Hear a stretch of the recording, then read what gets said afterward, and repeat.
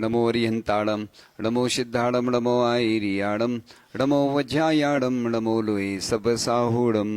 कुंडलपुर के बड़े बाबा की जय। 24 तीर्थंकर भगवंतों की जय। समस्त आचार्य परमिष्टि भगवंतों की जय। मूल नायक भगवंतों की जय। परम पूज्य आचार्य भगवान गुरुदेव शिक्षण विद्यासागर जी महामुनिराज की जय। परम पूज्य आचार्य श्री शमय सागर जी महाराज की जय। दौल संघ जिनवाणी माता की जय। श्रुत पंचमी महापर्व के बारे में हमने पहले बताया था और आज फिर उसी क्रम में पार्ट बाई पार्ट चर्चा चल रही है और भगवान से प्रार्थना करते हैं कि हे अनर्घ निर्दोष जिनेन्द्र देव, प्रसम जल से भरी हुई आपकी वाक् रश्मियां यथार्थ स्वरूप के प्रकाशक, संसार के ताप को मिटाने वाली, हे उपादेय तत्व के प्रतिपादक ऐसी शीतल हैं, शांति प्रद हैं।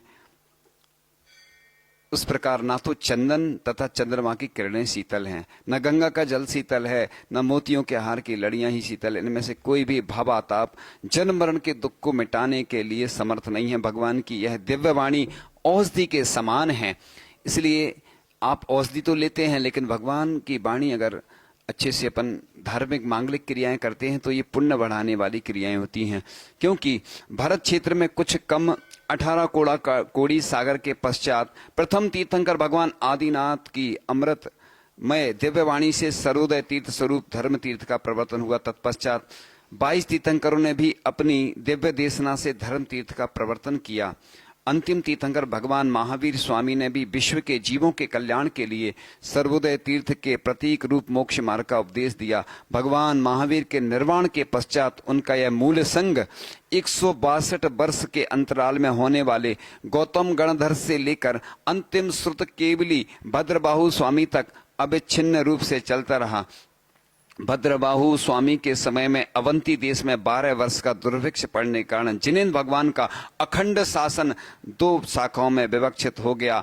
अंतिम श्रुत केवली भद्रबाहु के पश्चात क्रमशः ज्ञान का धीरे धीरे ह्रास होता गया। उसका विवेचन यहाँ 2 दृष्टियों से दर्शाया गया। जैसे पूज्य आचार्य श्री ज्ञान सागर जी महाराज थे, उन्होंने अपना ज्ञान परम पूज्य आचार्य श्री विद्यासागर जी महाराज को दिया। परम पूज्य आचार्य श्री विद्यासागर जी ने परम पूज्य आचार्य श्री समय सागर जी महाराज को ज्ञान दिया और अपना आचार्य पद दिया। ये क्रम से चल रहा है।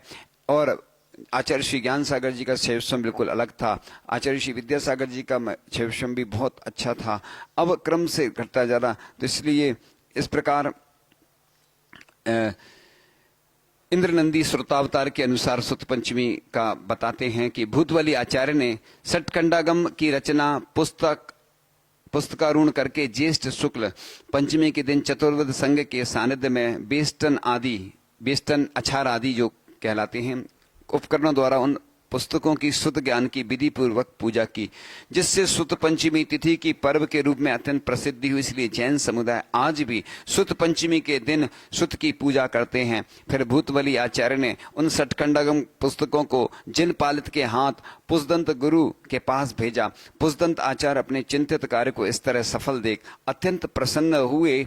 उन्होंने भी चतुर्वेद संघ सहित सिद्धांत ग्रंथों की पूजा की। तभी से यह पर्व सुत पंचमी के रूप में बड़े उत्साह के साथ मनाया जाता है। सुत पंचमी महापर्व के दिन साधु वर्ग भी श्रुत स्कंद की स्थापना यंत्र होता है। श्रुत स्कंद ताम्रपत्र पर, अन्न पीतल आदि पर उत्कीर्ण होकर के, रजत पर, स्वर्ण पत्र पर उत्कीर्ण होकर के वो उसका अभिषेक आदि किया जाता है। वो मंदिर की वेदी आदि में रखा रहता है और स्थापना कर ये बड़े उत्साह के साथ जो भक्ति क्रिया पूर्वक सुतावतार का वर्णन करते हैं एवं निम्नलिखित विधि के अनुसार सुत पंचमी की क्रिया करते हैं। सिद्धांत ग्रंथों का धबला, जय धबला, महाबंध आदि ग्रंथों का वाचन, पठन, पाठन, अध्ययन, अध्यापन कार्य भी प्रारंभ करते हैं।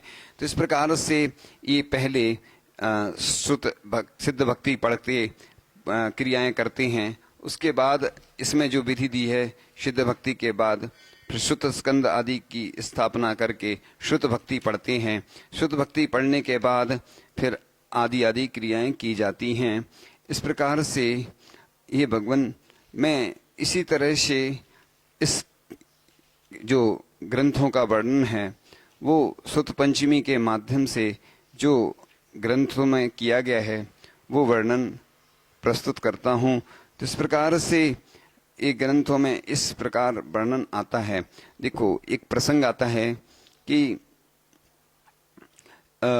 इसमें लिखा है कि अपने निर्मल ज्ञान में जब उन्हें यह भासमान हुआ कि अब मेरी आयु थोड़ी शेष रह गई है, जैसे परम पूज्य ज्ञान सागर जी महाराज की भी कम आयु थी, परम पूज्य विद्यासागर जी महाराज की 70 वर्ष के लगभग थी, लेकिन उन्होंने इस देश दुनिया के लिए बहुत कुछ दिया। ऐसे ही मुझे जो शास्त्र का ज्ञान है भाई मेरे जीवन के साथ विच्युति को प्राप्त हो जाएगा। इसलिए अपने पास अगर कोई ज्ञान है तो उनको दान करना चाहिए, पाठशाला के माध्यम से लोगों को स्वाध्याय कराना चाहिए, उससे ज्ञान और बढ़ता है। तो इस प्रकार से ऐसा जानकर निपुणमती श्री धरसेन महर्षि ने बैणाक नदी के किनारे स्थित पुर में इंद्रदेश नामक देश में इकट्ठे मुनियों के प्रति एक ब्रह्मचारी द्वारा लेख पत्र भिजवाया और उन्होंने इस प्रकार से इसकी कथा विस्तार से बहुत मिलती है। और इसमें अभी चूंकि संक्षेप से ही बताया जा रहा है कि क्या क्या आगे हुआ, ये बीच में छोड़ते हुए एक लिखा है। अनंतर यति श्रेष्ठ यति सर्वाचार्य ने उन गाथाओं के प्रतिरूप सूत्रों द्वारा 6000 गाथा प्रमाण चूड़ी सूत्रों की रचना की। अनंतर उन सूत्रों का भली भांति अध्ययन करके श्री उच्चारणाचार्य ने 12000 गाथा प्रमाण उच्चारणा वृत्ति नाम की टीका बनाई। इस प्रकार कसाय प्रावर्त नामक आगम ग्रंथ गाथा चूड़ी सूत्र और उच्चारणा सूत्रों से युक्त है। इनमें से आचार्य गुणधर द्वारा गाथा सूत्र, आचार्य वृत्ति यति वृषभ द्वारा चूर्णी सूत्र तथा उच्चारणाचार्य द्वारा उच्चारण सूत्र रचे गए। इस प्रकार उक्त दोनों कर्म प्रावर्त और कसाय प्रावर्त सिद्धांतों का ज्ञान द्रव्य भाव रूप से और गुरु परंपरा से कुंदपुर में पद्म नंदी मुनि को प्राप्त हुआ। उन्होंने सठखंडागम के आदि के 3 खंडों पर 12000 गाथा प्रमाण परिक्रम नामक टीका की रचना की। कुछ समय व्यतीत होने पर श्री श्याम कुंड आचार्य ने दोनों आगम ग्रंथों सठखंडागम और कसाय प्रावर्त को पूरी तरह जानकर केवल एक छठे महाबंध खंड को छोड़कर शेष दोनों ही आगमों पर 12000 गाथा प्रमाण प्राकृत, संस्कृत, कन्नड़ तीनों भाषाओं में उत्कृष्ट पद्धति नामक टीका बनाई। इसके कुछ समय पश्चात तुम्बुलूर ग्राम में एक तुम्बुलूर नाम के आचार्य हुए। उन्होंने भी सठखंडागम के छठे खंड को छोड़कर शेष दोनों आगमों की कर्नाटकी भाषा में 84,000 गाथा प्रमाण चूड़ामणि नामक एक विशाल टीका रची। पश्चात छठे वर्णा खंड की 7000 गाथा प्रमाण पंजिका नामक टीका रची। कुछ समय के पश्चात वृद्ध तार्किक सूर्य श्री समंतबद्ध स्वामी का उदय हुआ। उन्होंने भी अपने जीवन की संध्या में वृद्धावस्था में दोनों सिद्धांत ग्रंथों का अध्ययन करके सठखंडागम के 5 खंडों पर 48,000 गाथा प्रमाण अत्यंत सुंदर मृदु संस्कृत भाषा युक्त टीका बनाई। अनंतर वे द्वितीय सिद्धांत कसाय प्रावर्त की टीका लिखने को उद्यत हुए, परंतु द्रव्य आदि शुद्ध करण प्रयत्नों के अभाव में उन्हें एक साधर्मी मुनि ने निषेध कर दिया। इस प्रकार व्याख्यान क्रम को प्राप्त गुरु परंपरा से आया हुआ दोनों प्रकार का सिद्धांत अत्यंत तीक्ष्ण बुद्धि वाले शुभनंदी और रविनंदी मुनि को प्राप्त हुआ।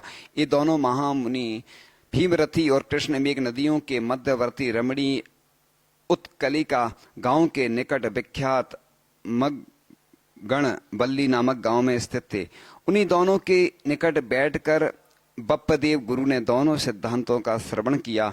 उन्होंने महाबंध नामक छठे खंड को छोड़कर शेष 5 खंडों पर व्याख्या प्रज्ञप्ति नाम की व्याख्या बनाई। महाबंध की भी संक्षेप में व्याख्या लिखी। इस प्रकार सठखंडागम की व्याख्या निष्पन्न हो जाने पर 60,000 गाथाओं प्रमाण कसाय प्रावर्त की भी व्याख्या की। फिर महाबंध पर पुरातन व्याख्या की।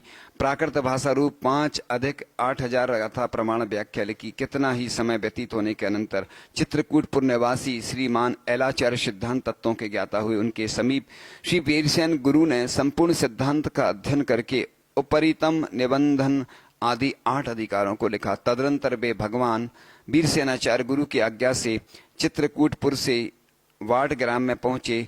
वहां आनतेंद्र द्वारा निर्मित जिन मंदिर में ठहरे। जिन मंदिर में बप्पदेव गुरु रचित व्याख्या प्रज्ञप्ति नामक टीका प्राप्त कर श्री वीरसेनाचार्य ने सठखंडागम के महाबंध खंड को छोड़कर शेष 5 खंडों की उपरितम बंधनादि 18 अधिकारों द्वारा सतक्रम नामक ग्रंथ रूप में रचना की तथा छठे खंड की भी संक्षिप्त रचना की।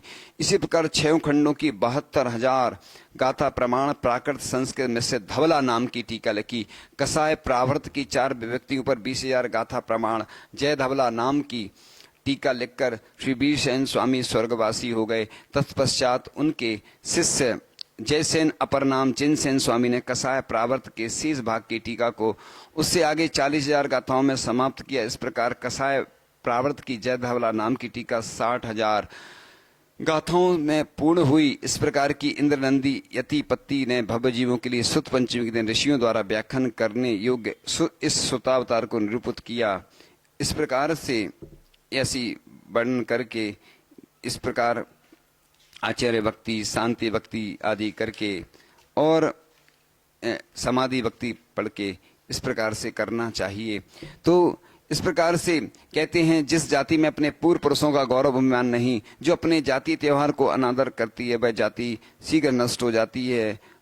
इस प्रकार से अपन को इस शुद्ध पंचमी को अच्छे से 1 वर्ष पहले से ही तैयारी करके मनाना चाहिए, क्योंकि ऐसे हम कितने महापुरुष हैं जिनके नाम नहीं जानते हैं, जिन्होंने हमारे लिए अत्यंत परिश्रम किया है और हमारी रक्षा की है, और ग्रंथ कितनी मुसीबत में उन्होंने लिखे हैं। इसलिए इस शुद्ध पंचमी का उत्सव प्रचलित करने के लिए हमें मेहनत करना चाहिए और ऐसे लोगों का सम्मान भी करना चाहिए जिन्होंने बहुत अच्छे कार्य किए। तो इस प्रकार से इसको एक बार पढ़ने से व्यक्ति यह पर्व मनाने के लिए उत्सुक होगा। तो हमारे कितने महान ग्रंथ हैं और जिनमें सब कुछ लिखा हुआ है। ऐसा वर्णन भी आता है कि ग्रंथों के आधार पर कंप्यूटर आदि भी बने हैं। तो इस प्रकार से जिनवाणी माँ का गौरव नष्ट हो रहा है और आचार्य की कृति विलुप्त होती जा रही हैं, और लोग अन्य पाप के कार्यों में, शादी विवाह सालगिरह जन्मदिन आदि पे और पाप के कार्यों में तो कितना धन लुटाते हैं, मिटाते हैं।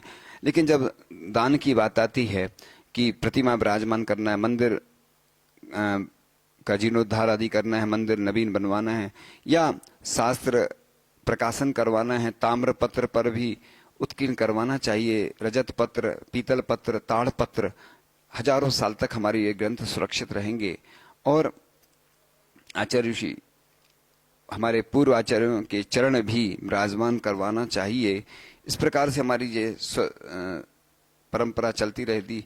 इस प्रकार से सुत अवतार का पाठ करके सुत पंचमी के बूढ़े पर्व को पुनः प्रचलित करना चाहिए, शास्त्रों का जीर्णोद्धार करना चाहिए और सरस्वती भंडार की सुरक्षा करना चाहिए। वे धन्य हैं जिनकी सच्ची उदारता से इस जनवाणी माता की भक्ति ने आज हमको इस बात के कहने का साहस किया कि लाखों ग्रंथों के नष्ट होने पर भी जैनियों में अभी इतने ग्रंथ मौजूद हैं कि 10-5 लाख रुपए लगाने पर भी उनका उद्धार करना कठिन है।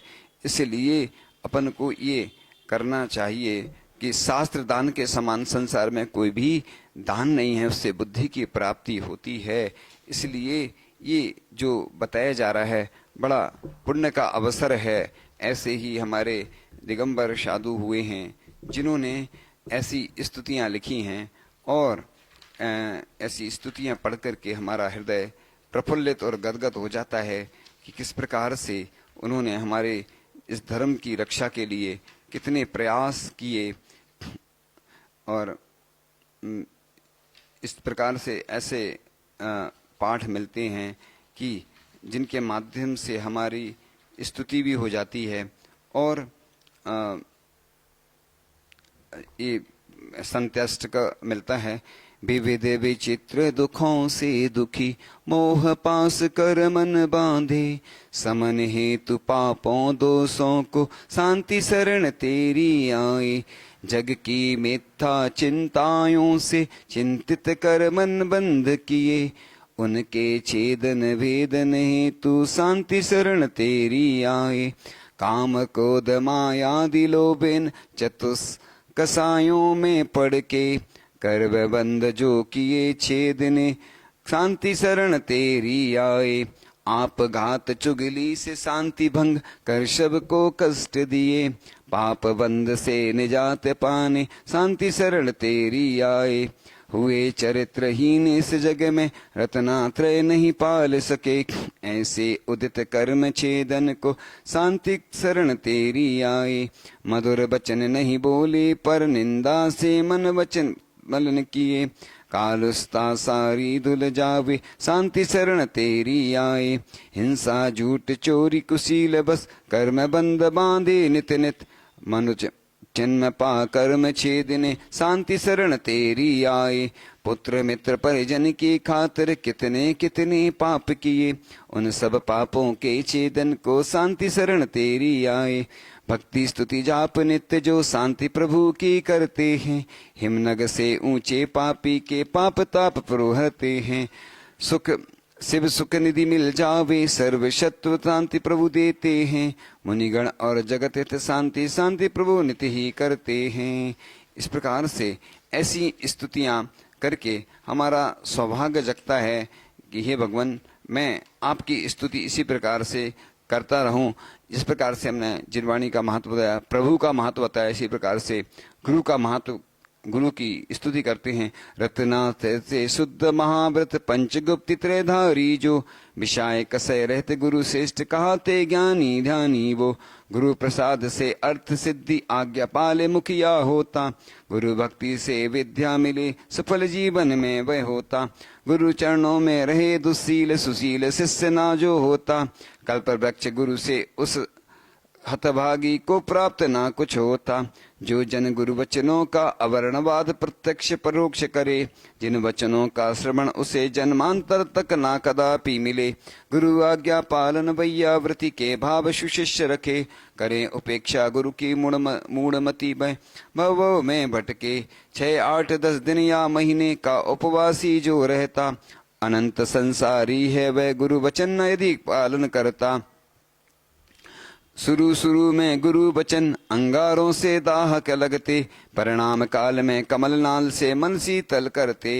गुरु चरणों में कृतिक्रम करते होकर सुकृतार्थ यहाँ, करे बखान गुरु के श्रेष्ठ गुणों का बाणी धन्य यहाँ। गांव नगर घर देश धन्य वह जहाँ श्रेष्ठ गुरु चरण पड़े, करें बिहार प्रमुदित जिन गुरु रज वहाँ की रजत बने। जय हो भारती जय हो भारती, जन जिनवाणी शारदा सुत देवी सरस्वती। जय हो भारती जय हो भारती, वीर मुख से उच्चरित गौतम गुरु से ग्रंथित, सुत के बिलियों से वर्णित गणधरों द्वारा रचित। कुंद कुंद भासिणी सुत धरों से धारिणी, जिनवाणी शारदा सुत देवी सरस्वती। जय हो भारती जय हो भारती, अज्ञान तमहारिणी सदज्ञान सुतकारिणी।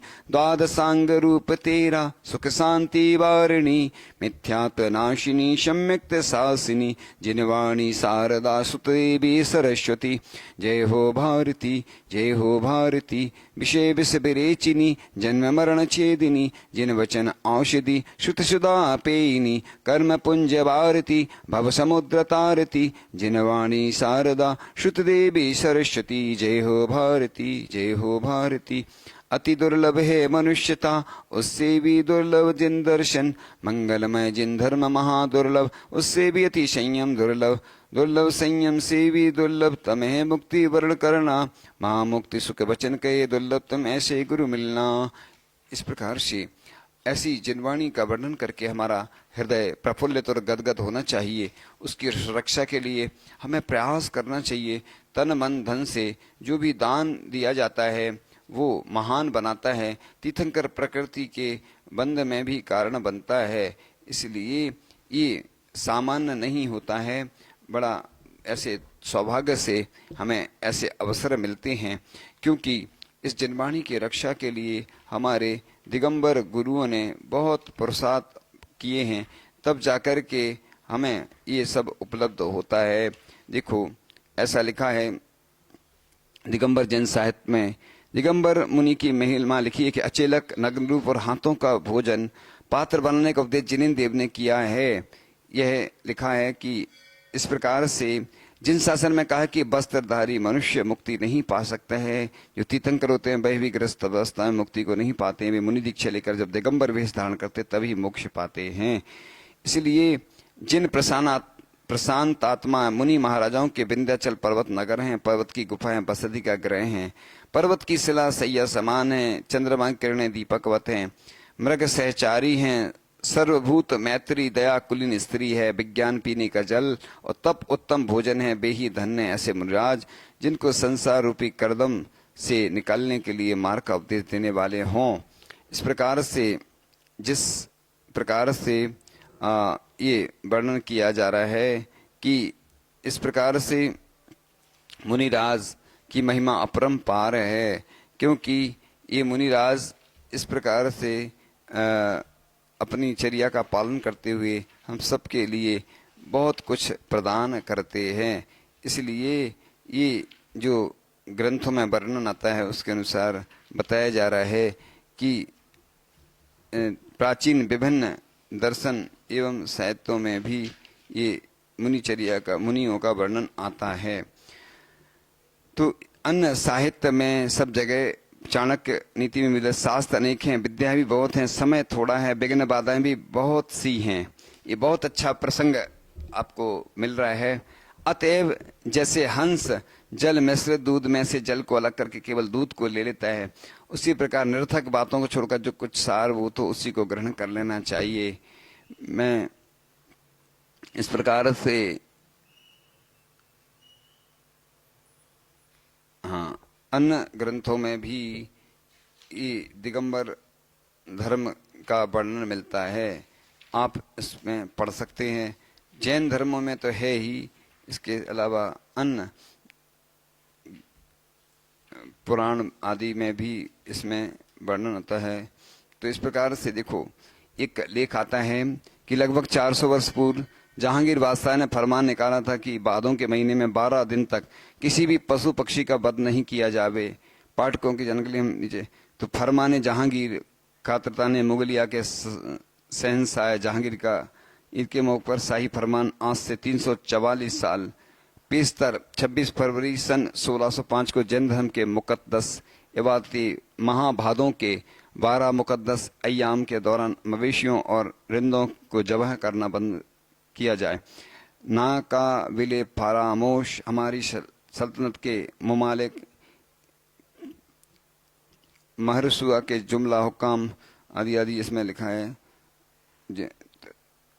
भाई माह भादों के मौके पर उनके ये पूरा उर्दू में आदि लिखा है, तो ये पूरा आप पढ़ सकते हैं। इस प्रकार से देखो, पहले भी वर्णन आता था। देखो, यह बात स्पष्ट है कि दिगंबर मुनियों की परंपरा शाश्वत है, इसे ही श्रमण परंपरा कहा जाता है। इस परंपरा में अनेकों महापुरुष हुए, जिनमें कुछ महापुरुषों की दिगंबर जैन मुनि की भक्ति तथा दीक्षा के विषय में हम देखने का प्रयास करते हैं। इस प्रकार से पद्म पुराण में जैन ग्रंथ में भी दशरथ, राम, हनुमान आदि, पांडव, सुग्रीव, गव, गवाक्ष, नल, नील आदि के विषय में कहा गया है। तो इस प्रकार से वर्णन आता है कि राजा बारिशेन आदि हुए हैं। तो मगध नरेश रणिक के पुत्र बारिशेन ने दिगंबर जैन मुनि दीक्षा ली। सम्राट चंद्रगुप्त ने अंतिम सुत केवली भद्रबाहुषी मुनि दीक्षा ले। गुरु भक्ति के साथ श्रवण बेलगोला के चंद्रगिरी पर्वत पर तपस्चरण किया और वहीं से उनका मरण हुआ। सम्राट अशोक ने भी अपने एक स्तंभ में स्पष्टतः निर्गंत साधुओं की रक्षा का आदेश निकाला था। राजा विक्रमादित्य उज्जैनी नरेश विक्रमादित्य सैव थे, किंतु दिगंबर जैनाचार्य श्रीमानतों के उपदेश से जैन हो गए थे। रोम बादशाह आंगस्टस ईस्वी पूर्व प्रथम शताब्दी में एक भारतीय राजा का संबंध रोम बादशाह आंगस्टस से था। उन्होंने एक बार रोम बादशाह की भेंट भेजी। उनके साथ भृगु कच्छ बड़ोच से एक दिगंबराचार्य भी यूनान गए, वहां उनका सम्मान हुआ था। जीवन के अंत में उन्होंने संलेखना व्रत कर अथेंस में समाधि धारण किया था। स्मृति स्वरूप वहां उनकी निषेध्या यानी समाधि स्थल बनाया गया, जो आज भी है। तो इस प्रकार से यूनानी तत्ववेत्ता ईस्वी पूर्व प्रथम शताब्दी में अपोलो और थॉमस नामक दो तत्ववेत्ता यूनान से भारत आए थे। उनका तात्कालीन दिगंबर जैन मुनियों के साथ शास्त्रार्थ भी हुआ था। और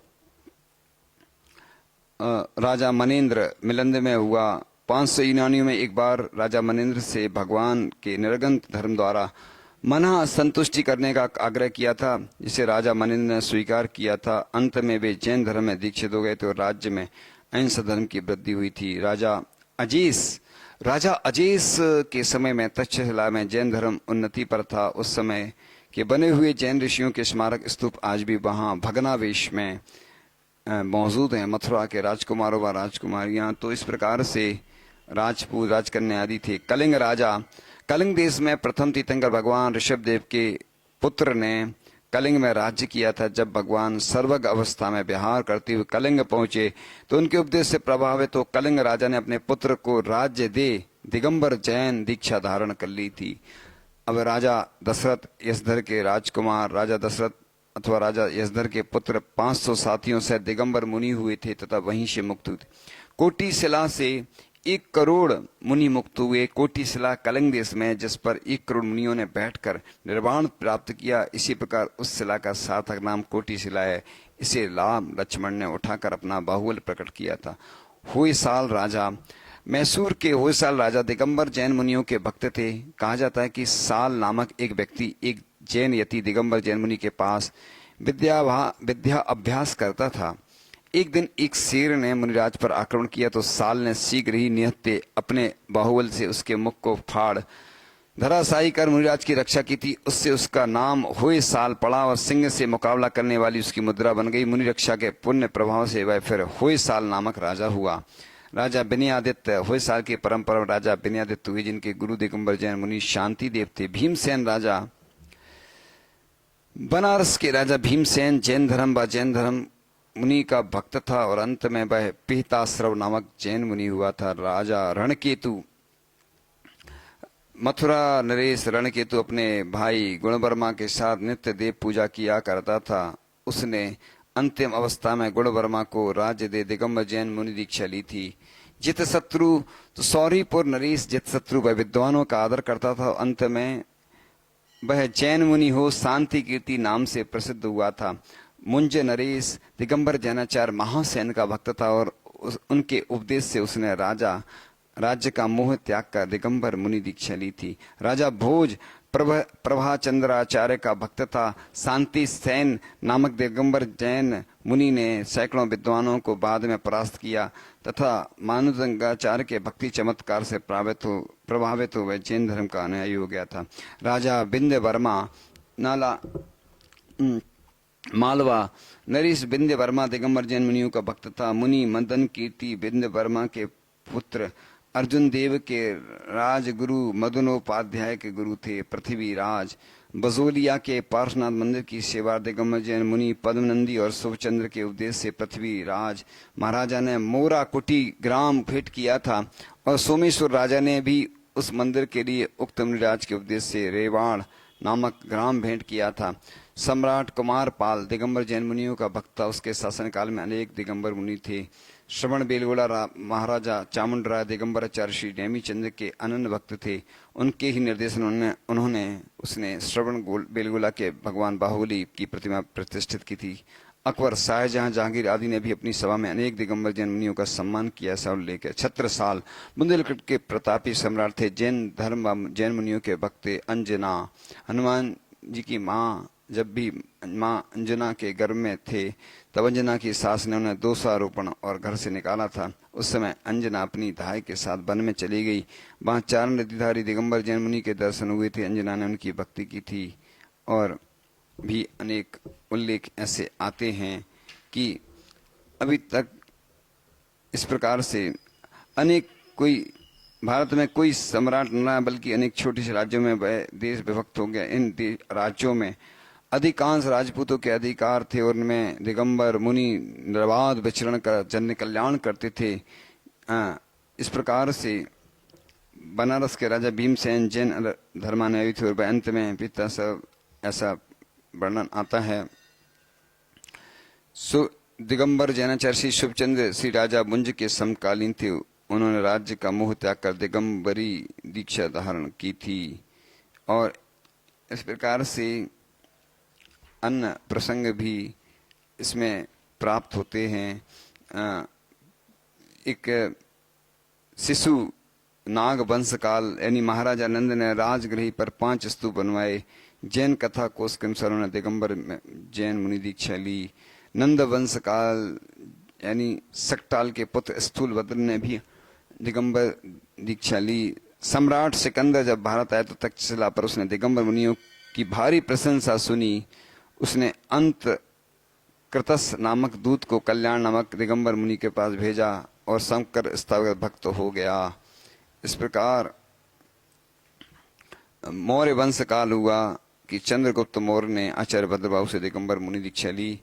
भद्रबाहु के 24,000 दिगंबर जैन शिष्य थे। बिंदुसार भी जैन था और सुगवंश यानी महाराजा पुष्यमित्र शुंग ने कलिंग जिन मूर्ति की रचना की। इसी वंश में महाराजा विक्रमादित्य भी हुए जो कि यवन वंश काल 500 ईनानियों ने राजा मतेंद्र से भगवान के निरंतर धर्म द्वारा मन संतुष्टि करने का आग्रह किया था। शक वंश, इस वंश में भी कनिष्क, हुइष्क और भाई वासुदेव आदि हुए। कलिंग, नृप आदि गुप्त वंश, राजपूत वंश, ऐसे अलग अलग बहुत सारे इस प्रकार से वंश हुए हैं। इस प्रकार से दिगंबर मुनि की चर्या बिल्कुल निर्बाध रूप से चलती रही। पूरे देश विदेश में भी इस प्रकार से वह चलता रहा और कर्नाटक, तमिलनाडु में भी दिगंबर मुनियों ने अनेक स्थानों पर विहार पथ एवं साधना केंद्रों के प्रबल प्रमाण मिलते हैं। इस प्रकार बहुत सारा विस्तार है, लेकिन कितना वर्णन किया जाए वो भी कम है। इस प्रकार से दिगंबर जैन मुनि विषयक पुरातत्व में भी मोहनजोदड़ो आदि में मिलते हैं कि मोहनजोदड़ो हड़प्पा 5000 वर्ष पूर्व के सिंधु घाटी से प्राप्त अवशेषों से कुछ ऐसी भी मोहरें हैं जो नग्न दिगंबर जैन मुनि तीर्थंकर की हैं, ऐसा वर्णन किया है। और खंडगिरी उदयगिरी में ईसवी पूर्व 2वीं शताब्दी में हुए जैन सम्राट खारवेल द्वारा निर्मित हाथी गुफा के शिलालेख में दिगंबर मुनियों का वर्णन है। अहिछत्र मथुरा ईसवी पूर्व 1वीं शताब्दी के एक स्फूत में दिगंबर जैन मुनियों की पिच्छी कमंडल सहित मूर्ति है। अहिछत्र बरेली 1वीं शताब्दी के कटारी खेड़ा की खुदाई में निकले समूचे जैन मंदिर को डॉक्टर फोरर साहब ने सन 16 से 152 घोषित किया तथा स्तूप पर लिखा हुआ इंद्रनंदी आचार्य का नाम दिगंबर मुनि के अस्तित्व को बताता है।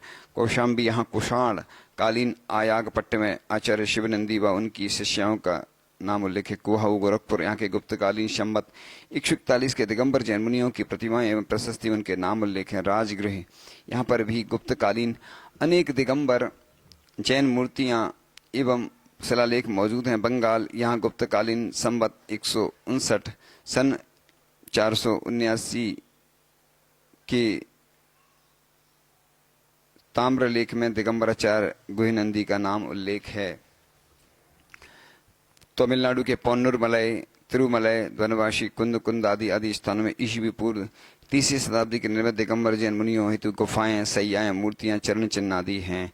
कर्नाटक श्रवण बेलवा यहाँ शक संवत 522 के शिलालेख में सुत केवली भद्रबाहु एवं मौर्य सम्राट चंद्रगुप्त का वर्णन है। शक संवत 622 में मौनी दिगंबर गुरु व नागमती जी का उल्लेख है। इसी प्रकार चरित मुनि, धर्मसेन, बलदेव, पट्टनी गुरु, उग्रसेन गुरु, गुरुसेन, पेरू भलू, उल्लिकल, तीर्थद, कुलापक आदि दिगंबर जैन मुनियों का वर्णन शक संवत 666 के शिलालेख में अजित सेनाचार्य जी का नाम उल्लेखित है। शक संवत 1085 के शिलालेख में तारकिक चक्रवर्ती, देव कीर्ति मुनि, लक्ष्यनंदी, माघ वेंदु नाम उल्लेखित है। उदयगिरी, भेल, विदिशा यहाँ 5वीं शताब्दी में दिगंबर जैन मुनियों के लिए निर्मित गुफाएं एवं शिलालेख है।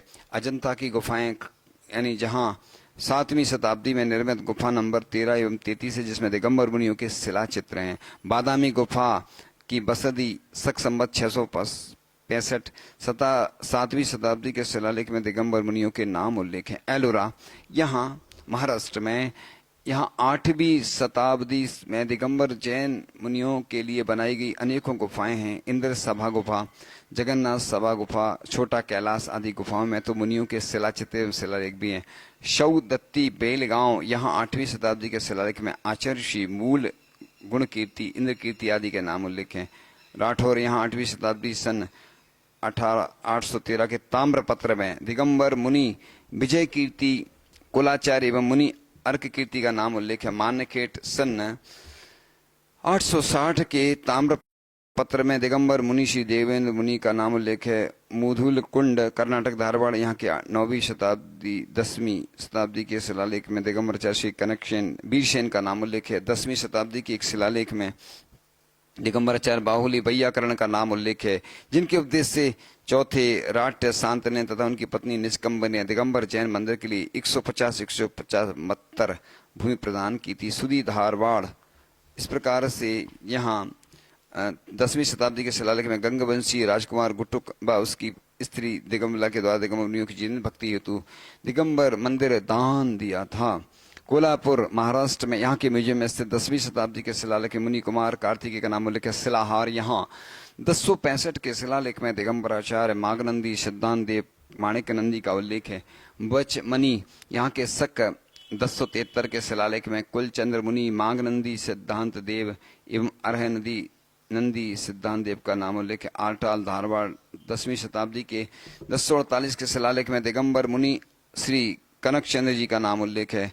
खजुराहो यहाँ 10वीं शताब्दी संवत 1011 के शिलालेख में पाहल के गुरु बासव चंद्र मुनि का नाम उल्लेख है। ग्वालियर यहाँ दुम्ब कुंड से प्राप्त संवत 1088 के शिलालेख में दिगंबर मुनियों के नाम उल्लेखित हैं।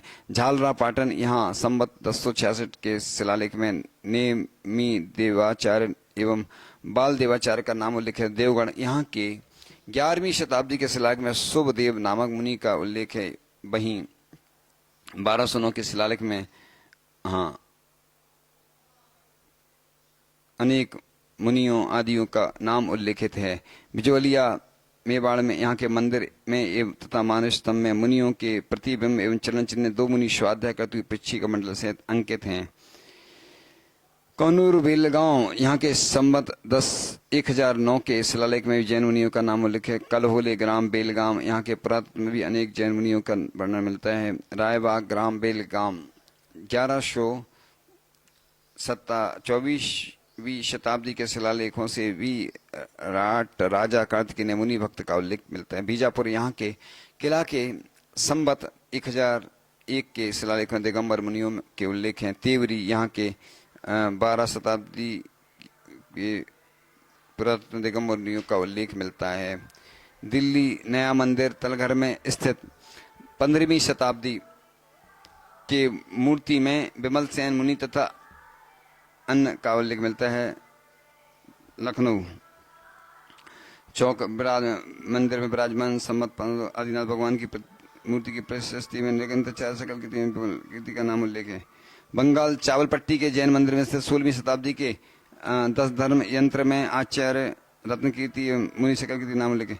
पश्चिम बंगाल कलकत्ता यहाँ के जैन मंदिर के 16वीं शताब्दी संवत 1634 में प्रतिष्ठित सम्यक ज्ञान यंत्र की प्रशस्ति में आचार्य धर्म चंद्र जी के शिष्य मुनि बाहुनंदी का नाम उल्लेख है। कुरावली मैनपुरी यहाँ के जैन मंदिर में संवत 1578 में प्रतिष्ठित सम्यक दर्शन मुनि विशाल कीर्ति का नाम उल्लेख है। बिहार पटना यहाँ हरकचंद्र जी के जैन मंदिर में संवत 1964 की बनी एक दिगंबर जैन मुनि की काष्ठ प्रतिमा है। कर्नाटक श्रवण बेलगुड़ा यहाँ संवत 1022 नंबर 55 के शिलालेख में आचार्य गोपनंदी महाराज का वर्णन है, जिन्होंने गंग नरेश की सभा में धूर जटी को पराजित किया आदि आदि। इस प्रकार से और भी बहुत सारा ऐसा शिलालेखों में उल्लेख मिलता है कि इस प्रकार से कि किस प्रकार से कितने सारे मुनिराज हुए जिन्होंने अपनी चर्या के माध्यम से वर्णन किया है।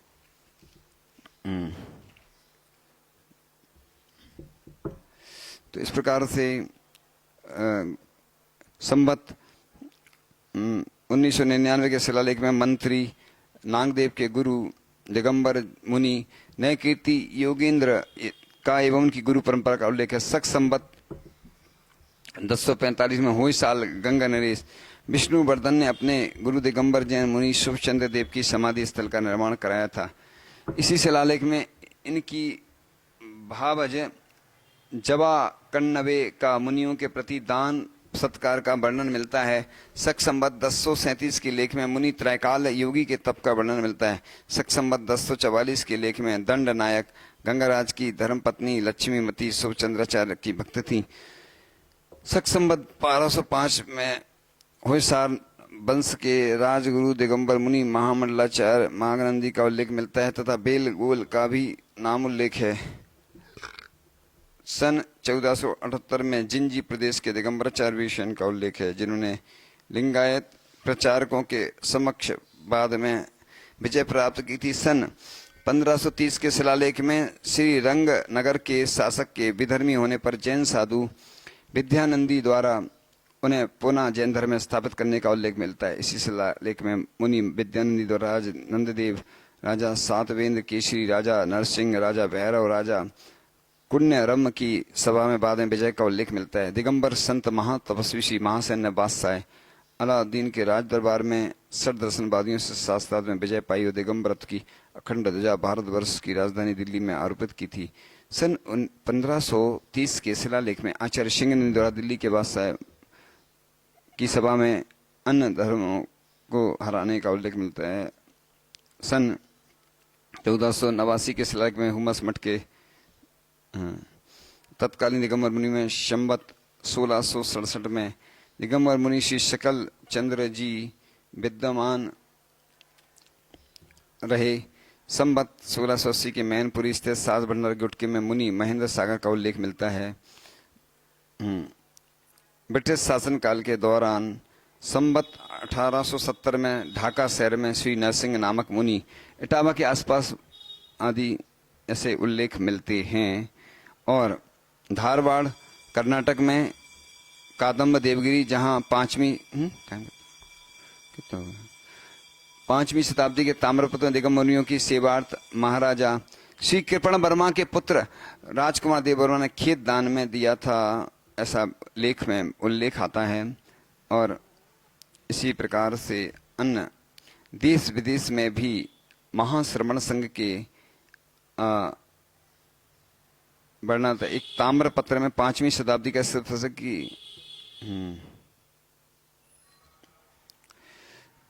तो ऐसा उल्लेख आता है कि महात्मा गांधी भी कहते हैं नग्नता मुझे प्रिय है, आदर्श अप्रज्ञा तो उसी का होगा जो कर्म से दिगंबर है। अर्थात वह पक्ष की भांति बिना घर के, बिना वस्त्रों के और बिना अन्न के विचरण करेगा। और भर्तृहरि ने भी कहा दिगंबर मुनि की शांत परिणति मुद्रा से प्रवाहित तो अपनी भावना को अपने बैराग शतक में इन शब्दों में व्यक्त किया है। एकाकी निष्प्रह शांता पाणी पात्र दिगंबरा। हे प्रभु, वह दिन कब आएगा जिस दिन मैं स्वतंत्र निष्प्रह शांत पाणी पात्र भोजी दिगंबर मुनि बनकर कर नाश करने में समर्थ होऊंगा। एक अंग्रेजी लेखिका ने भी लिखा है वस्तुओं से विमुक्त होने के कारण मनुष्य के पास अन्य अनेक चिंताएं नहीं रहती, उसे धोने आदि की जल की आवश्यकता नहीं होती। निर्ग्रंथ लोगों ने दिगंबर जैन मुनि ने भले बुरे के भेदभाव को भुला दिया। भला वे लोग अपनी नग्नता को छुपाने के लिए वस्त्रों क्यों धारण करें। शरीर का दिगंबरत्व स्वयं साध नहीं साधन है, उसके द्वारा उत्कृष्ट अहिंसात्मक वृत्ति की उपलब्धि होती है जो अखंड शांति और सर्व सिद्धियों का भंडार है।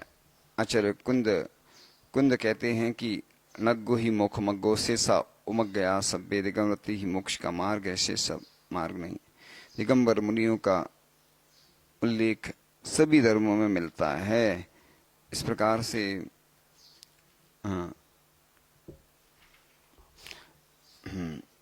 तो इस प्रकार से ग्रंथों में वर्णन आता है कि मुनि निंदा का फल, तो निंदा व तिरस्कार तो पशु पक्षी व दीन दरिद्रों का भी नहीं करना चाहिए, यहाँ तक कि पापी से भी घृणा नहीं करना चाहिए। जैसे कि महात्मा गांधी लिखते हैं पाप से घृणा करो।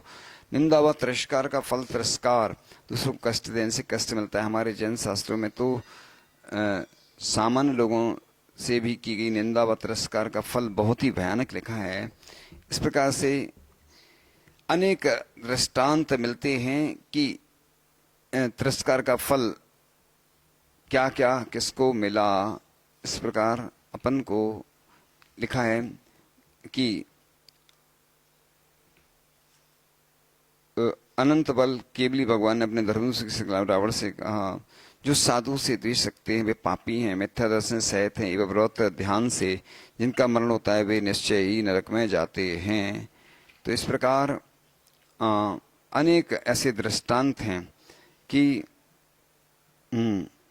एक तप रूप कार्य में ही लेने वाले उन मुनियों ने तेरा क्या अनिष्ट कर दिया जिससे तूने उच्च होकर भी ऐसे कार्य कुकृत किए हैं। इसलिए शांत मुनियों के विषय में तुम्हारी यह दुश्चेष्टा उचित नहीं है। यदि शांति चाहे तो शीघ्र ही प्रमाद जन उपसर्ग का संकोच करो, ऐसा ग्रंथों में वर्णन आता है। जो धीर हैं, वीर हैं, जिनकी सामर्थ्य छिपी हुई है और जिन्होंने अपने शरीर को अच्छी तरह बस कर लिया, ऐसे साधु भी कदाचित अग्नि के समान दाहक हो जाते हैं। साधु चाहे तो अतिशय विशाल मंदराचलों को भी स्वेच्छानुसार भय से अपने स्थान से विचलित कर सकता है। हथेलियों के व्यापार से सूर्य और चंद्रमा को भी आकाश से नीचे कर गिरा सकता है। उपद्रवों से युक्त लहराते हुए समुद्रों को भी बिखेर सकता है और जो मुक्ति का पात्र नहीं है उसे भी मुक्ति प्राप्त करा सकता है। सो ठीक ही है, क्योंकि जिन शासन प्रणीत तपोलक्ष्मी के धारक योगियों के लिए क्या कठिन नहीं है, अर्थात कुछ भी कठिन नहीं है। तो इस प्रकार से जो मनुष्य उत्कृष्ट ब्रह्मचारी दिगंबर मुनियों की भाव भक्ति पूर्वक स्तुति करते हैं वे भी धर्म को प्राप्त हो सकते हैं। वे उस धर्म के प्रभाव से कुगतियों में नहीं जाते, किंतु उस रत्नात्रय रूपी धर्म को प्राप्त कर लेते हैं जिससे के प्रभाव से पाप बंधन से मुक्त हो जाते हैं। तो भरत चक्रवर्ती के लिए निम्न प्रकार से ऋषभदेव ने मुनि महिमा कही। वे मुनि तृष्णा से रहित हैं, जिन्होंने इंद्रिय रूपी शत्रुओं को जीत लिया है तथा महान गुणों के धारक हैं। वे एक दो नहीं अनेक महीनों के उपवास करने के ऐसे जो उपवास के साधक होते हैं मुनिराज, उनके चरणों में हम नमोस्तु करते हैं। ऐसी भावना करना चाहिए, उनकी अनुमोदना करना चाहिए, उनकी वैयावृत्ति करना चाहिए, उनको आहार दान देना चाहिए। क्योंकि हम तो नहीं कर पा रहे हैं, लेकिन जम सकई तम की रही, जितनी शक्ति है उसको करें, जो नहीं कर सकते उसकी भावना करें। तो इस प्रकार से श्रावकों के घर ही भोजन के लिए जाते हैं और वहां प्राप्त हुई निर्दोष भिक्षा को मौन से खड़े होकर ग्रहण करते हैं। उनकी यह प्रवृत्ति रसास्वाद के लिए ना होकर केवल प्राणों की रक्षा के लिए होती है, क्योंकि शरीर चलाने के लिए पेट्रोल देना पड़ता है। जिस प्रकार से आप जीने के लिए, साधु जीने के लिए भोजन करते हैं और आप भोजन बार बार करते रहते हैं, लेकिन एक खाने के लिए जीते हैं, जीने के लिए खाते हैं। तो इस प्रकार से सैनिक का भी वर्णन आ रहा है कि दूर से हंसनी से नीचे उतरकर पैदल चलने लगे, उनके नेत्र हर्ष से फूल गए। कितना अच्छा वर्णन चल रहा है। आज लोग नमोस्तु नहीं करते हैं, आते हैं तो बस खड़े हो जाते हैं, इसलिए उनके नेत्र हर्ष से फूल गए और उनका शरीर विनय से झुक गया। वहां जाकर उन्होंने 3 प्रदक्षिणाएं दी, हाथ जोड़कर प्रणाम किया और फिर गणधर स्वामी का आशीर्वाद प्राप्त कर वे पृथ्वी पर बैठ गए। इसी प्रकार से एक और वर्णन आता है, मैं अत्यंत मधुरभाषी, दयालु, स्वभाव संबंधी, सरलता से युक्त तथा साधुओं की सेवा में तत्पर रहता था। और शुद्धसागर मुनि का भी स्वरूप बताया कि अथ अनंतर शुद्धसागर मुनि राज अत्यंत सुंदर रूप से युक्त थे। वे कांति से चंद्रमा को लज्जित करते थे, दीप्ति से सूर्य का तिरस्कार करते थे और धैर्य से सुमेरु को पराजित करते थे। उनकी आत्मा सदा धर्म ध्यान में लीन रहती थी। वे राग द्वेष से रहित थे। उन्होंने मन वचन काय की निरर्थक प्रवृत्ति रूप तीनों दंडों को भग्न कर दिया था। कसायों के शांत करने वे सदा तत्पर रहते थे। वे इंद्रियों को बस करने वाले थे। 6 काय के जीवों के से स्नेह रखते थे। 7 भयों और 8 मदों से रहते थे। उन्हें देखकर ऐसा जान पड़ता था मानो साक्षात धर्म ही शरीर के साथ संबंध को प्राप्त हुआ। वे मुनिराज उत्तम चेष्टा के धारक बहुत ही बड़े मुनि संग से सहित थे। इस प्रकार जिन्होंने शरीर की कांति से समस्त दिशाओं के अग्रभाग को आच्छादित कर दिया था, ऐसे मुनिराज उस उद्यान के विस्तृत शुद्ध एवं निर्जंतुक पृथ्वी तल पर विराजमान हो गए। जिन्हें भगवान ने मुनियों का जैसा चरित्र बतलाया है, सूर्यराज वैसे ही चरित्र का आधार था। वह शरीर में भी निष्प्रह था, जिसका हृदय आकाश के समान निर्मल था। वह वायु के समान निसंग था और क्रोध रहित था और केवल मुक्ति की ही लालसा रखता हुआ पृथ्वी में विहार करता था। सम्यक दर्शन से शुद्ध जनों की बड़े स्नेह से पूजा करता था और जो मात्र जैन मुद्रा को धारण करने वाले थे, ऐसे मुनियों को भी भक्ति पूर्वक प्रणाम करता था। जो बोधि अनेक जन्मों में प्राप्त नहीं हुई, वह साधु समागम से प्राप्त हो जाती। इसलिए कहना पड़ता है कि साधु समागम से संसार में कोई भी वस्तु दुर्लभ नहीं रह जाती। इस प्रकार बड़े पुरुष समस्त परिग्रह का संग छोड़कर ध्यान के बल से क्षण भर में पापों का नाश कर देते हैं। इसलिए क्या बहुत काल से इकट्ठी हुई ईर्धन की बड़ी राशि को कण मात्र अग्नि क्षण भर में विशाल महिमा को प्राप्त हो भस्म नहीं कर देती। इसलिए ऐसे अथानंतर एक प्रसंग और आता है कि जो दिगंबर थे, जिन्हें जंगाचारण रिद्धि प्राप्त थी, जो महाबाहु महातपस्वी, चंद्रमा के समान सुंदर, सूर्य के समान तेजस्वी, मेरु के समान स्थिर, इसलिए मुनि निंदा नहीं करना चाहिए। किसी की कोई कमी है तो अलग से जाके बता देना चाहिए। और मुनिराज तो प्रतिकरण करके अपने कर्मों को नष्ट कर लेंगे। अगर श्रावक उनकी बुराई करता है तो इससे तीव्र का बंध होता है कि उसको दुर्गति में जाना पड़ता है। इस प्रकार से मुनिराज को दूर से ही देखकर वह व्यक्ति खड़ा हो जाता है, सामने जाकर तथा पृथ्वी पर मस्तक टेक कर नमस्कार करता है। तो इस प्रकार से उत्कृष्ट आसन पर विराजमान हो गए और वह दोनों हाथ को जोड़ करके नम्रीभूत हो गया। मुझे पवित्र करने के सिवा आपके आने में उसका दूसरा कारण क्या है? इस प्रकार से उनकी स्तुति करना चाहिए, प्रशंसा करना चाहिए। और थोड़ा सा और वर्णन करते हैं कि उन्होंने शुद्ध सम और निर्मल शिला पर परंकासन से विराजमान चारण रिद्धि के धारक मुनिराज को देखा। मुनिराज का श्वास सुचा निश्चल अथवा नियमित था। उन्होंने अपने नेत्र नासिका के अग्रभाग पर लगा रखे थे। उनकी शरीर यष्टि शिथिल होने पर सीधी थी और वे स्वयं स्थाणु अर्थात टूंट के समान हलचल से रहित थे। उन्हें अपनी गोद में स्थित बाम हथेली की हाथ की हथेली पर दाहिना हाथ उत्तान रूप से रख छोड़ा था। वे स्वयं निश्चल थे। क्या वर्णन आ रहा है! बहुत आनंद प्रदायक वर्णन है। ये सुनकर के कर्मों की निर्जरा होती है, पुण्य का बंध होता है। और इस प्रकार वायु के समान सब परिग्रह से रहते, आकाश के समान निर्मल थे। उन्हें देखकर किसी पर्वत के शिखर की आशंका उत्पन्न होती। वे महान धैर्य के धारक थे तथा उनका शरीर सौम्य होने पर भी दैदीप्यमान था। बहुत देर तक देखने के बाद उन्होंने निश्चय कर लिया था कि यह उत्तम मुनिराज हैं। तदनंतर उन्होंने पहले अनेक बार मुनियों की सेवा की थी। ऐसी वे दोनों स्त्रियां हर्ष से मुनिराज के समीप गईं और क्षण भर में अपना सब दुख भूल गईं। उन्होंने भावपूर्वक 3 प्रदक्षिणाएं दी, हाथ जोड़कर नमस्कार किया। ये अलग अलग ग्रंथों में ऐसा वर्णन आता है। इस प्रकार से हे भगवान, हे कुशल अभिप्राय के धारक, ही उत्तम चेष्टाओं से संपन्न आपके शरीर में कुशलता तो है, क्योंकि समस्त साधनों का मूल कारण यह शरीर ही है। हे गुणों के सागर, आपका तप उत्तरोत्तर बढ़ तो रहा है। इसी प्रकार हे इंद्रिय विजय के धारक, आपका विहार उत्सर्ग रहित तथा महाक्षमा से युक्त हो।